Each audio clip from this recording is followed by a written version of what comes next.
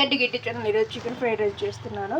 Chicken తీసుకోవాలి, boneless chicken కానీ తీసుకొని పెప్పర్ 1 టేబుల్ స్పూన్ వేసుకోవాలి, 2 table spoon red chilli powder వేసుకోవాలి, 1 టేబుల్ స్పూన్ అల్లం వెల్లుల్లి పేస్ట్ వేసుకోవాలి, కొంచెం గరం మసాలా వేసుకోవాలి, ధనియాల పొడి వేసుకోవాలి, దీనిపైన 1 నిమ్మకాయ పిండుకోవాలి.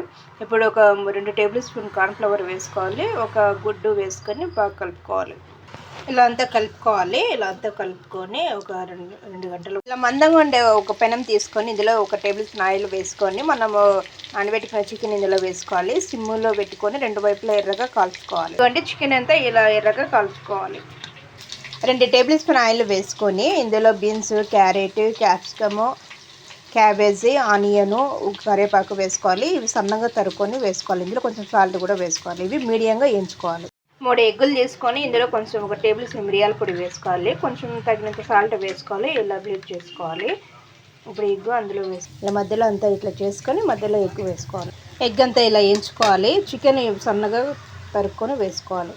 ప్యాన్లో వేయించుకునే చికెన్ ఇలా చిన్న ముక్కలుగా చేసుకోవాలి. ఇందులో రెడ్ చిల్లీ 2 టేబుల్ స్పూన్ వేసుకోవాలి, మిరియాల పొడి 1 టేబుల్ స్పూన్ వేసుకోవాలి, సోయా సాస్ కొంచెం వేసుకోవాలి, కొంచెం సాల్ట్ వేసుకొని అంతా బాగా కలుపుకోవాలి. ఇప్పుడు ఇందులో ఉడికించి పెట్టుకున్న అన్నం వేసుకోవాలి. ఇదిగోండి ఇలా అంతా కలుపుకోవాలి. చివరిగా కొత్తిమీర వేసుకోవాలి. అంతే, చికెన్ ఫ్రైడ్ రైస్ రెడీ.